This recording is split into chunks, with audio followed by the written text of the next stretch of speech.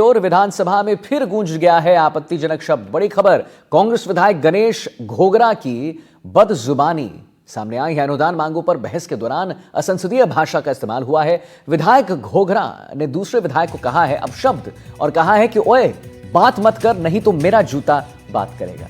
सत्ता पक्ष के विधायकों ने कड़ी कार्रवाई की, यहां पर मांग की है तो ओए बात मत कर नहीं तो मेरा जूता बात करेगा। ये विधायक को अपशब्द कहा गया है। सत्ता पक्ष के विधायकों ने कड़ी कार्रवाई की मांग की है।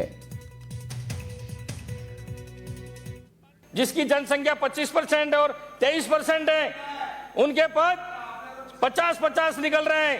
ओए मां ने बात मत करे नहीं तो फिर मेरा जूता बात करेगा। बैठ जा, बीच में डिस्टर्ब मत करे माननीय सभापति महोदय। जिसकी जनसंख्या 25% और 23% है, उनके पद 50-50 निकल रहे हैं। ओए मां ने बात मत करे नहीं तो फिर मेरा जूता बात करेगा। बैठ जा, बीच में डिस्टर्ब मत करे माननीय सभापति महोदय। माननीय सभापति महोदय, आपका संरक्षण चाहिए मुझे, आपका संरक्षण चाहिए मुझे। पक्षपात नहीं करें आप। माननीय सभापति महोदय, हमको बीच में डिस्टर्ब नहीं करें, हम इतना कहना चाहते हैं। बैठे ना, कौन कर रहा है आपको डिस्टर्ब? माननीय सभापति महोदय, उनका बाइक आज क्या उनको बोलने की इजाजत दी क्या? नहीं दी ना उनको बोलने की इजाजत। सर बीच में बोल रहे हैं, डिस्टर्ब नहीं करें, यही कहना चाह रहा हूँ, आपसे संरक्षण चाह रहा हूँ। माननीय सभापति महोदय, आज भी हमारे साथ ST/SC के साथ पक्षपात हो रहा है। और इसी खबर पर और जानकारी दे रहे हैं हमारे साथ वीरेंद्र जुड़े हुए हैं। विधानसभा में फिर गूंज गया आपत्तिजनक शब्द। वीरेंद्र, कांग्रेस विधायक गणेश घोगरा की बदजुबानी हमने अपने दर्शकों को दिखाई। कह रहे हैं कि वह बात मत कर बीच में नहीं तो मेरा जूता बात करेगा। सत्ता पक्ष के विधायकों ने कड़ी कार्रवाई की मांग की है। क्यों आखिर इन्होंने ऐसा कहा है और सत्ता पक्ष की मांगे क्या है? वीरेंद्र, हमारे दर्शकों को बता दीजिए जरा।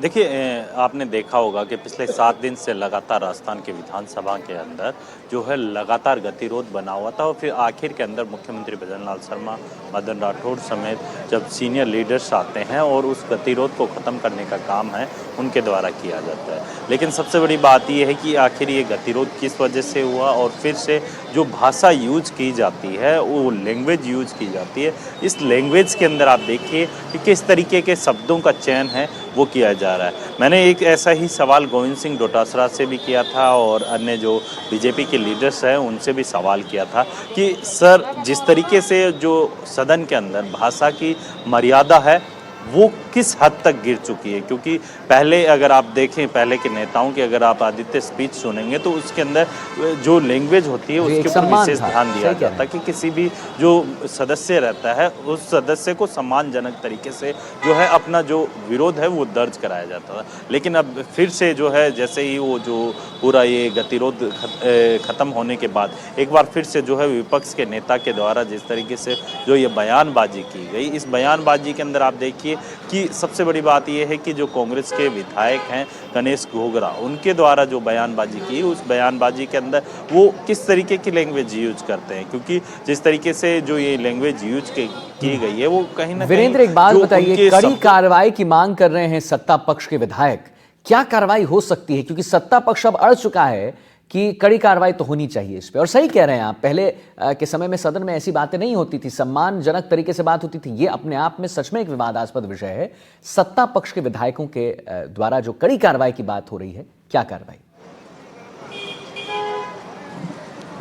देखिए आदित्य, चाहे सत्ता पक्ष में हो चाहे विपक्ष में हो, जो भाषा की मर्यादा होती है वो अपने आप को संयम के साथ जो है अपनी बात को रखना होता है। लेकिन जिस तरीके से गणेश घोगरा ने जो है प्रदेश की सबसे बड़ी पंचायत के अंदर जो लैंग्वेज यूज की है वो कहीं ना कहीं जो है राजस्थान की विधानसभा के अंदर जो है एक जो कलंकित करने वाली भाषा है। और जिस तरीके से आपने देखा होगा कि जो लगातार विपक्ष है या फिर सत्ता पक्ष है एक दूसरे के ऊपर किस तरीके की भाषा यूज करते हैं वो आपसे छुपी हुई नहीं है। लेकिन आज जो लैंग्वेज यूज की गई है उसको लेकर जो सत्ता पक्ष है तमाम जो मंत्री हैं, तमाम जो विधायक हैं, उनके द्वारा लगातार अध्यक्ष से मांग की गई कि इस तरीके की अगर सदन के अंदर भाषा यूज की जाती है तो उनके खिलाफ जो है सदन के नियमों के तहत जो कार्रवाई हो सकती है वो कार्रवाई की जाए, अन्यथा लगातार इसी तरीके की जो लैंग्वेज है वो सदन के अंदर जो है यूज की जाएगी। क्योंकि आपने देखा होगा कि अगर एक किसी व्यक्ति के ऊपर जो कार्रवाई होती है तो वो सबके लिए सबक होती है,